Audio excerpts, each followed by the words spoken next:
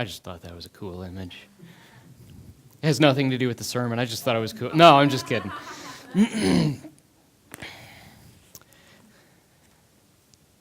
Abbot Lot came to Abbot Joseph and said, abbots are monks, just to get that out of the way. This is a quote from Thomas Merton from his book, The Wisdom of the Desert. Abbot Lot came to Abbot Joseph and said, Father, according as I am able, I keep my little rule and my little fast. I keep my prayer, my meditation, and contemplative silence. And according as I am able, I strive to cleanse my heart of thoughts. Now, what more should I do? The elder rose up in reply and stretched out his hands to heaven, and his fingers became like 10 lamps of fire. He said, why not be totally changed into fire? What a cool quote. What an amazing way to just start everything off. This is the beginning of a book of excerpts of Thomas Merton's work.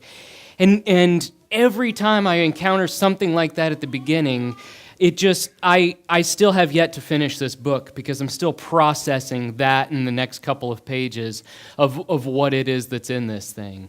But that just threw me for a loop, and we're starting a whole new series all because of that.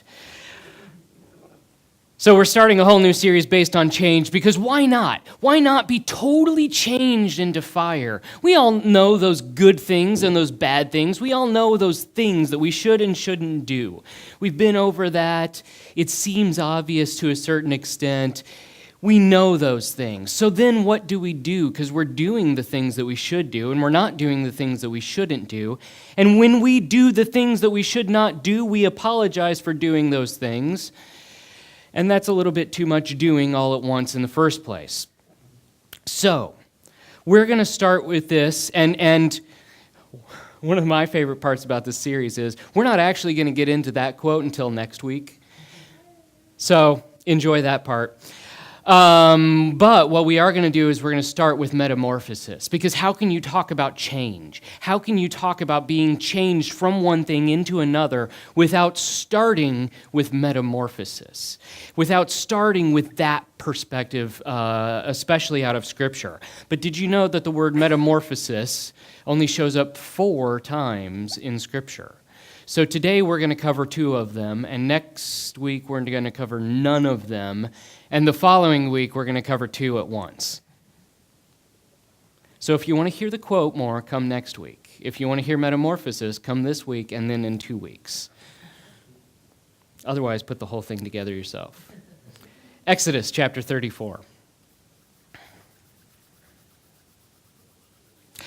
What we're actually going to do, ironically enough, is I'm starting with the place that I finished constructing the sermon.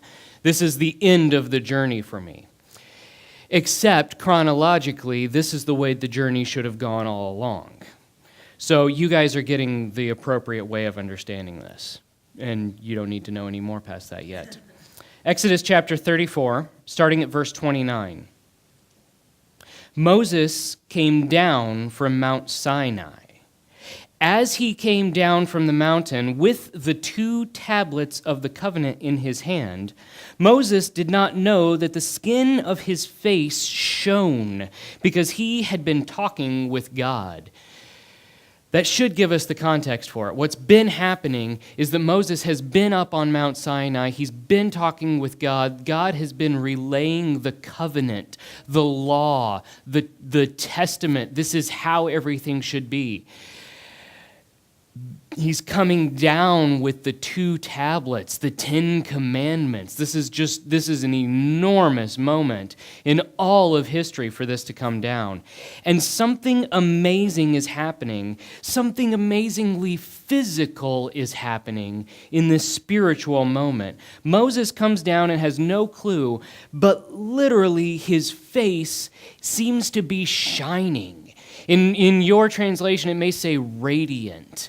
In the Hebrew, it's simply, the best way it can come up with is to say that the skin of his face shined or shone. It was glowing. I don't even know. But how do we understand this? And when Aaron, starting at verse 30 again, when Aaron and all the Israelites saw Moses, the skin of his face was shining. How does that even work? We don't have anything within us to make our skin shine. It's just not working, is it? I tried all morning and it doesn't work. And they were afraid to come near him. But Moses called to them, and Aaron and all the leaders of the congregation returned to him, and Moses spoke with them because he had some important stuff to say. Afterward, all the Israelites came near, and he gave them in commandment all that the Lord had spoken with him on Mount Sinai, and that would have taken a while. When Moses had finished speaking with them, he put a veil on his face.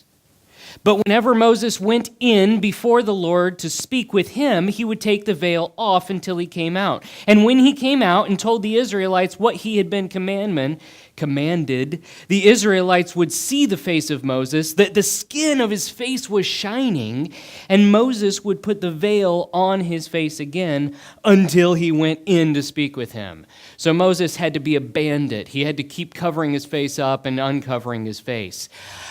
I don't understand why Moses' face would literally be shining, except can you imagine literally being in the presence of God, literally talking to God face to face, literally seeing the back of God.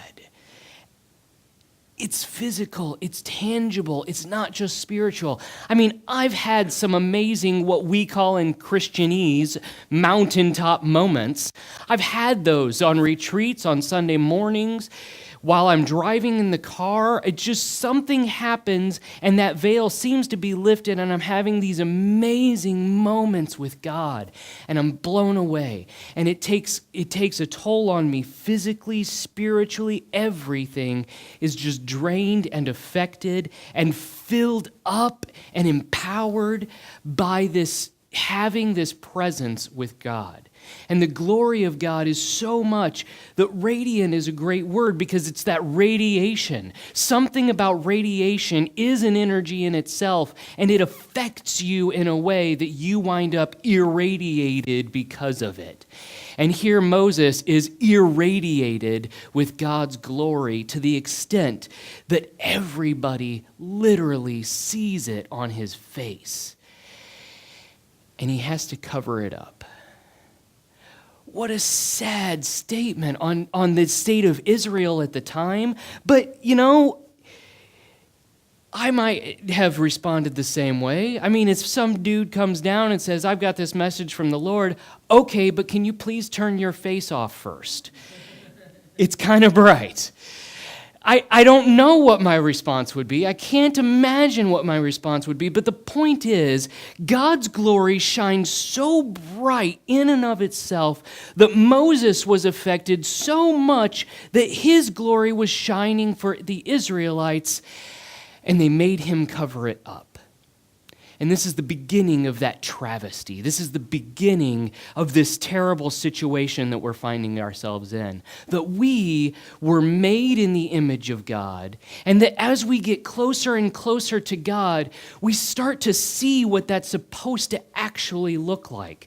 We're like a dim light bulb that as we get closer to the energy source starts to brighten up. And somehow that's a bad thing. And we've got to back away from it a little bit so that we don't shine too brightly. About 20 watts is good.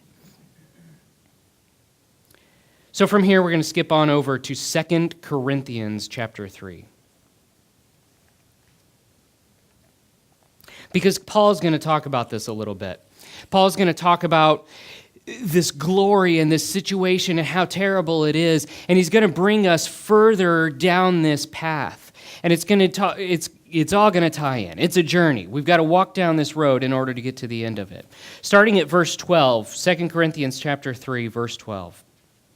Since then we have such a hope, we act with great boldness, not like Moses, who put a veil over his face to keep the people of Israel from gazing at the end of the glory that was being set aside. Now, that's a really wordy way to say as the glory was fading away. They just couldn't help but watch that glory shine brighter and brighter, and then as it went away, they couldn't pay attention, or I don't know what it was, but seriously, dude's face was glowing. Verse 14, but their minds were hardened. Indeed, to this very day, when they hear the reading of the Old Covenant, that same veil is still there, since only in Christ is it set aside. Indeed, to this very day, when Moses is read, a veil lies over their minds. But when one turns to the Lord, the veil is removed. We're going to pause there. It's the same thing that's happening is what Paul's saying.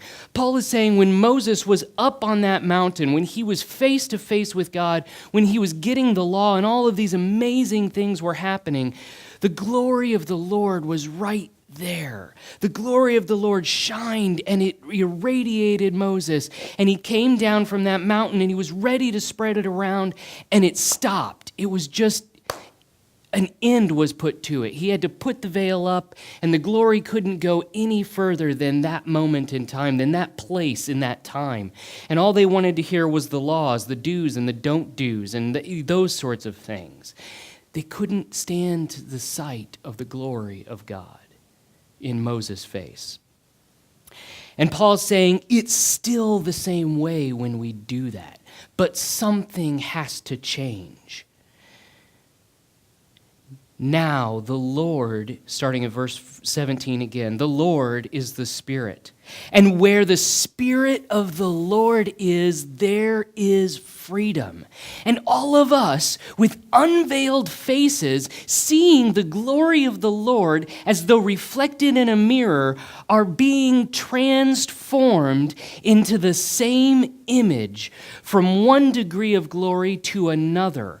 For this comes from the Lord, the Spirit. He's saying this is amazing because what's happening is it's not just Moses, and we don't get it just for Moses. We are going straight to the source. The Spirit is ours to have within us, to have around us, to irradiate us firsthand. And we don't have to cover it up. We get to see the glory of the Lord. And this amazing thing happens with the imagery that he's using. And it gets all muddled up in the mirrors and the glories and all of that. What's happening is Paul is saying that we are in the image of God. We are able to be Moses on the mountaintop and to have our faces shining. And we're not reflecting Moses. We are reflecting God.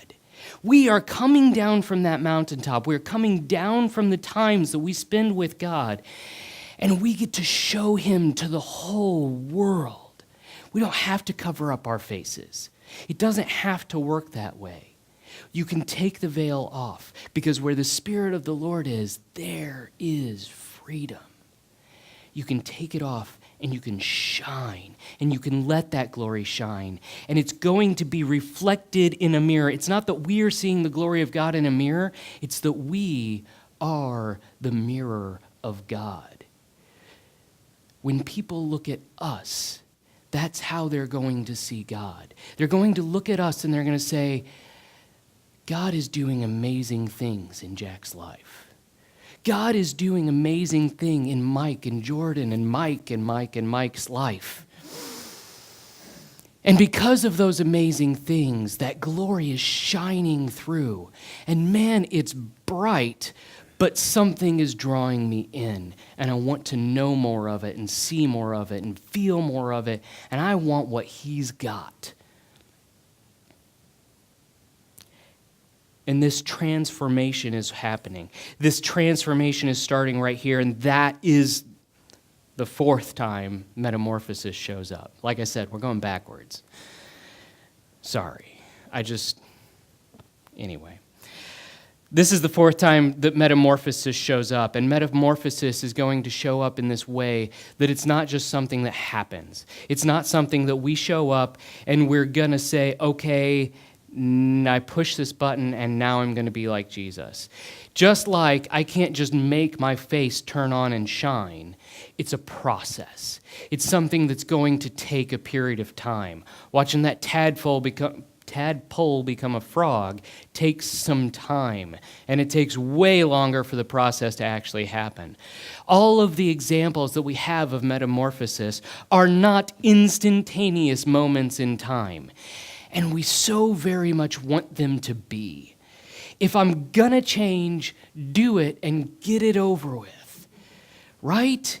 I don't want to be this person anymore, so make me this person over here. And just skip the trip.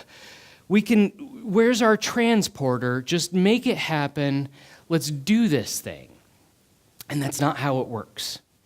Just like rainy days and trials and tribulations and those sad moments and those tough times that we go through, those are the things, this is the process of transformation. This is the process of that metamorphosis. And we're not simply going from being that person who's doing all those things that we shouldn't be doing to the person that's doing all the things that we should be doing. We are going from being ourselves with veiled faces, covering up the image of God, to starting to begin to maybe almost understand what it means to be God in this world, to be the hands and the feet of Christ, to be the image of God as we were originally created to be that light bulb that is suddenly turning on. We're being transformed to be God in this world, to show God in this world. From one degree of glory to another. Back to the beginning point now, Romans chapter 12. Because it's so obvious, right? This is where I was supposed to start.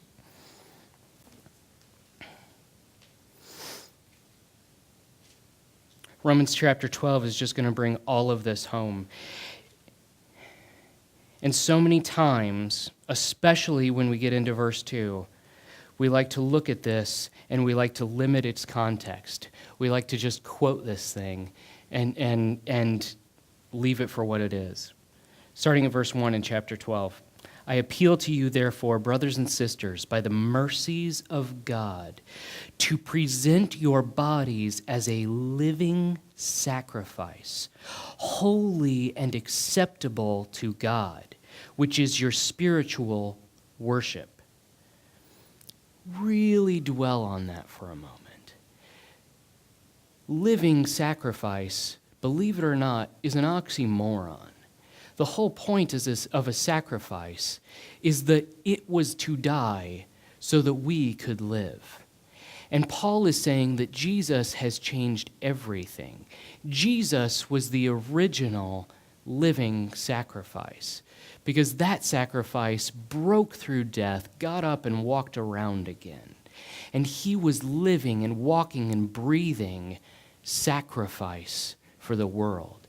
And just as we are to have that such an intimate relationship with God that we become irradiated from him and go and to shine that glory of God in the world around us, we are equally as much to be the living sacrifice the way that Jesus was that living sacrifice. He made the sacrifice for us, and we are to go on and to go out in this world and to show people who Christ is to us. We are to serve one another. We are to lay down our lives for one another. We are to be Christ in this world, just as we are to shine the glory of God in this world. We are to be a living sacrifice. And it's every bit as physical as it is spiritual as it is physical. It's all of those at once. And then verse 12, the big one. Do not be conformed to this world, but be transformed by the renewing of your minds, so that you may discern what is the will of God, what is the good and acceptable and perfect will of God. Most of the times it ends with that second comma. We all know that verse, don't we? Do not be conformed to this world, but be transformed. And that's where we stopped. That's where we end that statement. And we always say that because, you're starting to do those things you're not supposed to do. We're starting to get caught up in those laws and those righteous things. And what you should be doing is the things that you should be doing. Stop looking like the rest of the world. That's how we quote this. Stop looking like the rest of the world. Start looking like a Christian, because that's what we're supposed to look like. We're supposed to dress more modestly. We're supposed to act more nicely. We're supposed to be more conservative. We're supposed to do all of those things that we're supposed to do because we're Christians. And I'm not saying we're not supposed to do those things. I saw some looks. But this has to come in this huge, grand context that started all the way back with Moses. Because what's happening is we're being told, do not be conformed to this world. And the wording is all wrong there. Conformed comes from this same concept of schematics. It's the same word even. It's schematics. You're being built. Your blueprints are becoming, you're being created, built, formed. I had a different word in mind originally anyway, but it's that sort of a concept. You're being constructed into the way that this age is happening. That's the other part there. It's not world the way we like to think of world. It's an eon. It's an age. It's a time period. It's a very finite thing. And what we're doing is, up until this point, a lot of people like to say that we're pushing ourselves and molding ourselves as a visual. So think of the molding process, the construction process, whatever it is, that we keep trying to form ourselves in the ways of this age. He's saying step outside of that because there are bigger things happening. We don't care about this age. We care about all of time. We are tapping into Moses on Mount Sinai. We're tapping into the original moment of creation as the image of God. We're tapping into the very end of times where God is in and around and through and pervading every bit of us. Because all through that grand scheme of things, it's God's glory that keeps showing up. It's the glory of God at the very beginning, the glory of God with Moses, with Paul, with the end of times that's shining and lighting up heaven. No sun, God. The glory of God will shine throughout. Do not be built according to this age, but be transformed by the renewing of your minds. This isn't just think differently. Mind is a concept of feeling. It's what Colbert on the Colbert Report talked about with truthiness. He's going to feel the news at you. Believe it or not, that's actually really accurate to what the understanding of minds is here. It's a conceptual thing. It's an emotional thing. It's a full body innards kind of thing. Be refreshed with all of who you are, with all of what you know. Don't just think different. Don't just act different. Start to begin to show the glory of God in the world around you, so that you may discern what is the will of God, what is good and acceptable and perfect.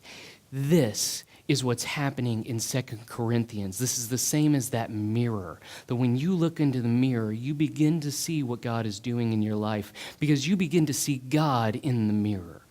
God is shining through you and he's taking over in such a way that you know, you understand, you have achieved, and you just grasp what God is doing in your life.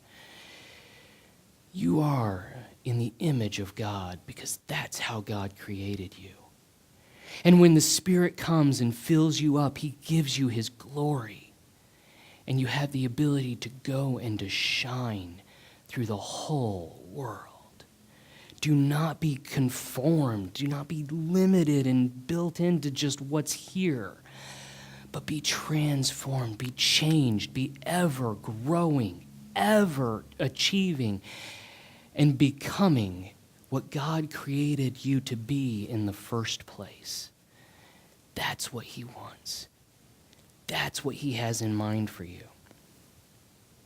Pablo Picasso, we all know because of the way that he painted things, the way that he made things.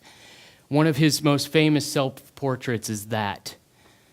As an artist, it's one of those things that makes you say, my 5-year-old could do that, right? It's so simple. It's just, well, yeah. I mean, it's solid lines. It looks really, really rudimentary. But this is kind of in the prime of his life, once he's created cubism sort of a thing. But he had this amazing way to talk about self-portraits like this one as an autobiography. This isn't just him painting himself. He's not trying to create a lifelike image necessarily. It's a commentary on who he is at that moment in time. He's looking into the mirror, and he's saying, this is what I see. This is how I choose to feel it out. This is my truthiness. But did you know that earlier than that, he had a different style? Go ahead and click the next one. This was an earlier self-portrait of Pablo Picasso's. My 5-year-old could most definitely not do that. It's an amazing painting. It's just astounding to me that Pablo Picasso did that. After all of those cubism drawings that we have and paintings that we have, after all of those things that are just way out of shape and 5-year-olds are doing that, and it's so simplistic and it's just whatever it is at that time. Go ahead and do the next one, because this is the style that I love to see out of Pablo Picasso. Those are one of his sketches. That's another self-portrait. How lifelike is that? That's just astounding to me that the guy that made the image in the middle, before all of that, made the images on the sides.